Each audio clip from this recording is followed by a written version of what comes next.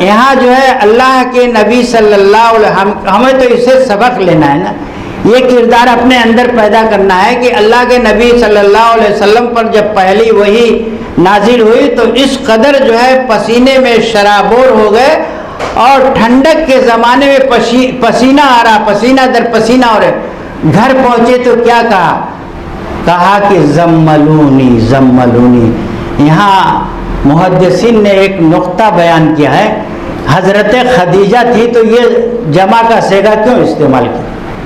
تو اکیلی تھی، تو بعض لوگوں نے، اس لیے کہ مولوی کبھی ہار نہیں مانتا، اور تم لوگ بھی جب ہو جاؤ گے عالمہ تو ہار نہیں ماننا کسی کی۔ مولوی کبھی ہار نہیں مانتا، اور استاد کبھی جو ہے شاگرد سے جو ہے کبھی جو ہے شاگرد اس سے پنگا نہیں لے سکتا۔ اور ایک واقعہ یہ بھی سناتا چلوں، تو استاد نے اپنے شاگرد کو تلوار کا ایک ہنر سکھایا۔ جب وہ شاگرد سیکھ کے جو ہے بہت ہائی فائی ہو گیا تو ایک دن استاد سے تالی ٹھوک دیا اس نے کہ آئیے آج مقابلہ ہوگا۔ استاد نے کہا آ جاؤ، تو استاد نے تلوار کو نوک سے پکڑا، تو شاگرد کہہ رہا یہ تو آپ نے سکھایا نہیں۔ تو کہنے لگے اسی لیے نہیں سکھایا تھا کہ کل کے دن تم مجھ سے پنگا لوگے، تو اسی لیے نہیں سکھایا تھا۔ تو استاد جو ہے، استاد کبھی جو ہے استاد سے پنگا نہ لینا کبھی۔ اور بھی ہنر ہوتے ہیں، ایسا نہیں ہوتا اتنی بڑی کتابیں پڑھاتا تو کچھ نہ کچھ تو اس کے اندر ہے۔ تو حضرت خدیجہ رضی اللہ، یہ آپ اپنے استاد سے پوچھیں کہ زملونی کا لفظ استعمال کیوں کیا اللہ کے نبی نے؟ جب تو قریش کے لوگوں میں ان کی زبان تھی عربی، ان کی جو ہے وہ رہن سہن ان کا عربی تھا، ان کے جو ہے مطلب ساری چیز تو اسی میں تھی، لیکن انہوں نے زملونی زملونی کہا تو کیا گھبراہٹ میں کہا تھا؟ امام بخاری نے اس میں لکھا ہے کہ جب پہنچے ہیں آقا نامدار صلی اللہ علیہ وسلم تو حضرت خدیجہ سے کہا زملونی زملونی، مجھے کمبل اوڑھاؤ۔ تو حضرت خدیجہ تو الگ تھی، مؤنث کا صیغہ استعمال کرنا چاہیے۔ اس لیے بھی محدثین نے لکھا ہے کہ وہاں نوکر چاکر بھی رہے ہوں گے، خادمائیں بھی۔ حضرت خدیجہ تو بڑی ہائی فائی تھی، مکہ کی سب سے مالدار جو عورت تھی۔ تو یہ لوگوں نے اس میں ایک نقطہ نکالا۔ بہرحال یہ سب ہوا، لیکن اس کے بعد جو تسلی دی ہے حضرت خدیجہ نے، یہ مجھے بتانا ہے کہ ایک عورت کو کیسا ہونا چاہیے، ایک عورت اپنے شوہر کے لیے کیا قربانیاں دے سکتی ہے۔ وہ جب بخاری پڑھی ہوگی تو قربانی دے سکتی ہے، معدود طیبات میں علم حاصل کیا ہوگا تو قربانی دے سکتی ہے، ورنہ اور کوئی قربانی نہیں دے سکتی۔ اور تو حدیثوں میں آتا ہے کہ اس کی خدمت، شوہر نے پورے زمانے خدمت کیا، لیکن ایک دن کہیں مسٹیک ہو گئی، کہا ہوگا کہ ذرا پراٹھے اور جو ہے وہ حلوہ اور پراٹھا لے کر آنا، وہاں بک رہا ہے، نہیں لایا، وہ ہاتھ جھلاتا ہوا چلا آیا۔ تو وہ بیوی کی دیکھیے پھر اس کی وہ تڑپ، وہ غرض کہ جو ہے تم نے تو کبھی زندگی میں میرے ساتھ کچھ نہیں کیا، جب بھی تم سے کہا کہ یہ ساڑی لے آنا، یہ لاچا لانا، یہ لہنگا لانا، تم نے کبھی بھی لا کے مجھ کو دیا، حالانکہ ہمیشہ وہ لاتا تھا۔ ایک دن نہیں لایا تو کہا کہ کبھی بھی زندگی میں تم نے میرے ساتھ احسان نہیں کیا ہے۔ ایسا تعظیم الاخلاق میں یہ حدیث گزری ہے۔ ہاں، اور اس میں بہت سارے نکات لوگوں نے پیدا کیے۔ تو حضرت خدیجہ نے ان کو تسلی کیا دی، انہوں نے کہا کہ اب تو لگتا ہے میں چلا جاؤں گا، میری جان کا خطرہ ہے۔ تسلی بڑے آرام سے دیا، ایسا نہیں ہو سکتا، آپ کو اللہ رسوا نہیں کر سکتا، اللہ آپ کو جو ہے کبھی جو ہے وہ کبھی بھی آپ کے ساتھ کوئی ایسا کام نہیں کر سکتا جس میں آپ کی رسوائی ہو۔ بہت ساری انہوں نے ترتیب سے دیا ہے کہ آپ بوجھ اٹھاتے ہیں، آپ یتیموں کی مدد کرتے ہیں، آپ بہت ساری چیزیں آپ نے دیا۔ تو یہ حضرت خدیجہ کا کردار ادا کیا کہ ایک بیوی کو شوہر کے ساتھ اس کی مصیبت میں کام آنا چاہیے، اس کو تسلی دینا چاہیے۔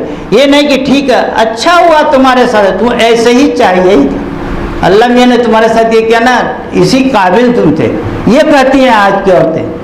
اور انہوں نے کیا کہا، انہوں نے تسلی دے دے کہ اللہ کے نبی صلی اللہ علیہ وسلم پھر حضرت ورقہ ابن نوفل کے پاس لیکن یہاں یہ حضرت خدیجہ کا کردار، امام بخاری نے اس کے فوراً بعد جو ہے انما الاعمال بالنیات کی حدیث پیش کر دی، پتہ نہیں کیوں۔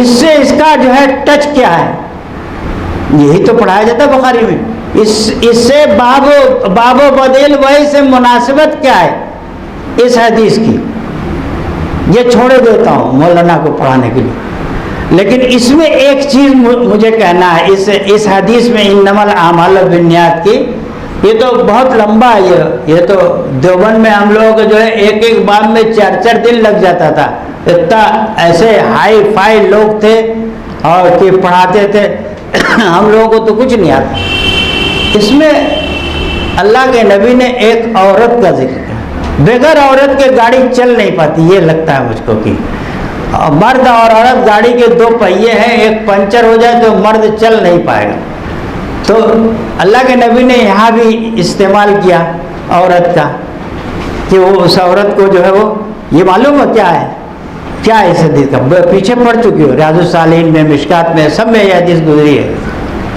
کچھ بتا سکتی ہو؟ انما الاعمال بالنیات میں ایک عورت کا ذکر، وہ عورت کون ہے؟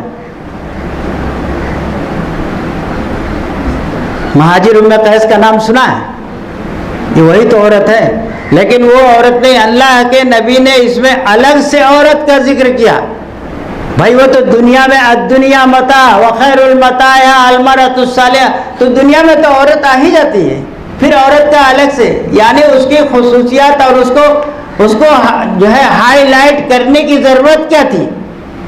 اس لیے کہ اس کے ساتھ یہ واقعہ پیش آیا تھا، اس لیے ہائی لائٹ کیا ہے، عورت کی ضرورت نہیں تھی، دنیا میں عورت بھی آ گئے اور مرد بھی آ گئے، عورت بھی آ گئی، سب آ گئے اس میں، تو ہائی لائٹ اس میں کیا ہے، اور ان کا یہ واقعہ ہے کہ جو انہوں نے اپنے شوہر کو بلا لیا وہاں پہ مدینے میں، اور سارا جو ان کو کرنا تھا، شادی وادی کرنا تھا جو بھی، تو اس میں مہاجر ام قیس کے اس واقعے کا، لیکن یہاں ایک نقطہ محدثین نے لکھا ہے کہ اس آدمی کو اللہ کے نبی نے واپس کیوں نہیں کیا؟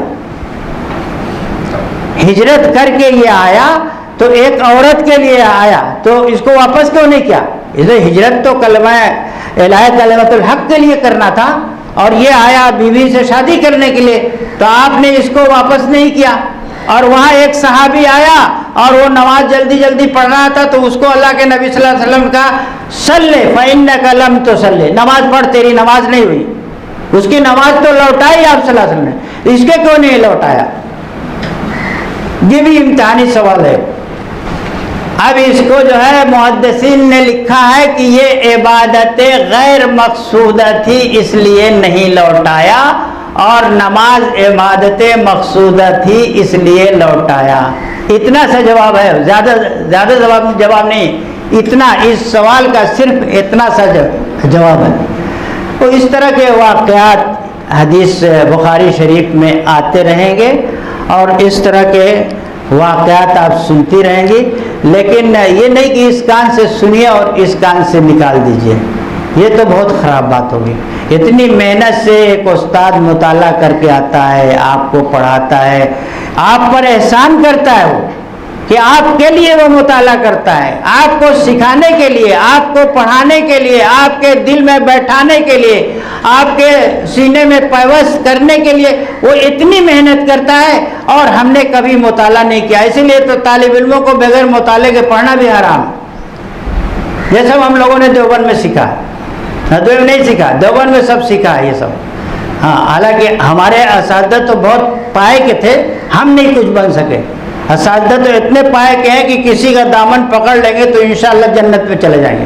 مولانا فخر الدین گیاوی، مولانا فخر الدین صاحب رحمۃ اللہ علیہ، مائناز محدثین میں ایک ویل چیئر پہ آتے تھے اور 4 گھنٹے پڑھاتے تھے بخاری۔ ان سے بھی بخاری پڑھنے کا اتفاق ہوا، اسی سال انتقال ہوا۔ قاری طیب صاحب رحمۃ اللہ علیہ، مفتی محمود صاحب، تو وہ تو لطیفے بھی بہت سناتے تھے، اس لیے کہ سب رضائی لے کے جاتے تھے سونے کے لیے بڑھتے، تو لطیفے بھی بہت سناتے تھے۔ اب ان لوگوں کیا لطیفہ سنو۔ ہاں، تو یہ امام بخاری جو ہے، یہ تو ابھی استاد شروع کرائیں گے، کوئی بات نہیں۔ مولانا نے تو یہ میرے سامنے اس کا میں اہل بھی نہیں ہوں، لیکن یہ چند باتیں جو میں نے عرض کی ہے، اسی کو بس اگر جو ہے آپ اپنے پلوں میں باندھ لو تو آگے بہت کام دے گا۔ ایسی عورت ہمیں بننا ہے جس میں حضرت خدیجہ کا کردار ہو، ایسی عورت ہمیں بننا ہے جس میں ہم جو ہے اپنے شوہر کے ساتھ ساتھ اپنے والدین کی بھی فرمانبرداری، یہ بہت بڑا کام ہے، اس لیے کہ اس کے نافرمانی کا جو ہے یہی صلہ مل جاتا ہے۔ اس لیے اپنے والدین کی نافرمانی کبھی مت کرنا، اپنے استاد کی عزت، من لم یرحم صغیرنا ولم یعقر کبیرنا، جو بڑوں کی تعظیم نہ کرے اور چھوٹوں پہ جو شفقت نہ کرے، اللہ کے نبی نے کہا ہماری برادری سے خارج ہے۔ برادری وہ نہیں جو برادری لوگ یہاں تو آپ کے بہار میں اور لکھنؤ میں جو برادری واد ہوتا ہے، انصاری ہے، سید ہے، یہ نہیں۔ اللہ کے نبی کی برادری کون سی ہے؟ اللہ کے نبی نے جو کام کیا ہے وہ کام نہیں کر رہا ہے تو ان کی برادری یعنی ان کی امت سے خارج۔ تو یہ ساری چیزیں جو ہے یہ ہم کو کتابوں سے ملی ہے، اور ہم ان کتابوں کے ذریعے سے ہم سیکھیں اور سیکھ کر اپنی زندگی میں ایک صالح انقلاب لائیں، ایک اچھا جو ہے وہ ایک اچھا نقش چھوڑیں۔ آپ اپنے بعد میں آنے والی طالبات کے لیے آپ کو چھوڑ کر یہاں جائیں کہ کل وہ کہے کہ ہاں ہماری جو سابقہ جو ہمارے پہلے جو تھیں ہماری ساتھیاں، ان لوگوں نے بہت اچھا یہاں جو ہے اپنا جو ہے کردار چھوڑ کے وہ گئی ہیں، کاش ہمیں بھی وہ کردار مل جائے، ہم بھی اس کے نقش قدم پہ چلیں تو انشاءاللہ آپ کو بھی ثواب ملے گا اور ان کو بھی، اور آپ کی وجہ سے پوری ایک نسل، عورت کی وجہ سے تو پوری ایک نسل کو جو ہے وہ رہنمائی ملتی ہے۔ کہ عورت کی گود میں تو بچہ جو پلتا ہے اسی بچے سے جو ہے اس کو جو ہے وہاں سے اس کا سبق شروع ہو جاتا ہے بچے کا۔ اگر وہ دیندار رہے گی تو اچھا سبق سکھائے گی، ورنہ لوریاں تو آج کل جو عورتیں جو ایجوکیٹڈ ہیں، جو انگریزی پڑھی ہوئی صرف عربی اور دینیات سے ان کا کوئی سروکار نہیں، وہ لوریاں تو آج کل جو ہے وہ گانے کی لوریاں دیتی ہیں۔ حضرت مولانا علی میاں صاحب رحمۃ اللہ علیہ نے فرمایا تھا کہ ہماری والدہ جو ہے انبیاء کرام کے قصے سناتی تھیں، وہ لوریاں تھیں۔ تو یہ کون کرے گا؟ جس نے انبیاء کرام کے قصے پڑھے ہوں گے وہ لوریاں اپنے بچے کو دے گی۔ اور یہ مسئلہ سچ ہے کہ صحبت کا اثر ہوتا ہے، یہ مسئلہ سچ ہے کہ صحبت کا اثر ہوتا ہے۔ آدمی کیا در و دیوار بدل جاتے ہیں، جیسے پرورش آپ کرو گی ویسے ہی وہ بچہ نکھرے گا، بنے گا، سنورے گا۔ اگر اس کی تربیت میں کچھ کمی رہی، کھوٹ رہی تو آپ کو اس کا عذاب ہوگا۔ یہ بخاری پڑھنے والے کی جو ہے، یہ پڑھنے والی طالبات کے اندر یہ ساری چیز ہونی چاہیے، پڑھیں اور اس پر عمل کریں تو انشاءاللہ اس کی زندگی بہت اب آئندہ بھی شوہر کے ساتھ بھی، ماں باپ کے ساتھ بھی، اساتذہ کے ساتھ بھی وہ لوگ کہیں گی کہ ہاں یہ ہے فرما بردار، یہ ہے معاد الطیبات کی پڑھی ہوئی، جس کی لوگ اتباع کرتے ہیں۔ ہم لوگ تو حنفی ہیں، ہم لوگ تو تقلید کرتے ہیں، اور جو ہے وہ تقلید انہوں نے بھی کیا۔ اللہ کے نبی صلی اللہ علیہ وسلم کی جبریل علیہ السلام کی تقلید کیا ہے کہ نہیں؟ تقلید کیا ہے اللہ کے نبی نے۔ کیا کہا کہ جب جلدی جلدی پڑھنے لگے اللہ کے نبی، اس لیے کہ شوق تھا، اور شوق میں آدمی کیا کرتا ہے، جلدی جلدی پڑھ کے اپنے سینے میں سمو لے۔ تو اللہ کے نبی نے کہا کہ نہیں، لا تحرک بہ لسانک لتعجل بہ ان علینا جمعہ وقرآنہ۔ اللہ کے نبی ایسا نہ کرو، آپ جلدی جلدی نہ پڑھو، میں تو قرآن آپ کے سینے میں سمو دوں گا، رچا دوں گا، بسا دوں گا، لیکن جب جبریل پڑھ لے تب آپ پڑھیے، ان کی اتباع کیجئے، ان کی تقلید کے لیے۔ اب لوگ کہتے ہیں تقلید ہے نہیں کوئی، میں بخاری سے ثابت کرتا ہوں کہ تقلید ہے۔ تقلید کیا کہ نہیں؟ وہ اللہ کے نبی نے تقلید کیا اور ویسے ہی پڑھا، تو پڑھ کے جو ہے اپنا پھر قرآن پڑھا انہوں نے، قرآن ایسے پڑھا انہوں نے۔ اب یہاں تو نہیں جانتا ہے، لیکن ہمارے یہاں لکھنؤ میں تو رمضان آتے ہی قرآن پڑھنے والے اس تیار ہو جاتے ہیں 5 پارے کے، اور بالکل ناجائز، بالکل گناہ، اس کا پڑھنے والا، پڑھانے والا، سننے والا، سنانے والا سب کے سب گناہ گار ہیں، اس لیے کہ اللہ تبارک و تعالیٰ نے کہا وَرَتِّلِ الْقُرْآنَ تَرْتِيلًا، یہ قرآن۔ تو بہت اچھا لگا، اور مولانا کا بہت شکر گزار ہوں کہ مجھے چند بات کہنے کی، جو باتیں ہم نے آپ کے سامنے رکھی ہے، اگر آپ اس پر عمل کریں گی تو انشاءاللہ میرا بھی بیڑا پار ہو جائے گا، اللہ آپ کے ساتھ مجھے بھی جو ہے وہ جنت میں داخل کر دے گا۔ اسی امید سے جو ہے یہ چند باتیں آپ کے سامنے گوش گزار کر دی ہے۔ اللہ تعالیٰ مجھے اور آپ کو اس کی توفیق عطا فرمائے۔ وآخر دعوانا ان الحمدللہ رب العالمین۔ الحمدللہ رب العالمین الرحمن الرحیم مالک یوم الدین مالک یوم الدین ایاک نعبد و ایاک نستعین اہدنا الصراط المستقیم صراط الذین انعمت علیہم غیر المغضوب علیہم ولا الضالین۔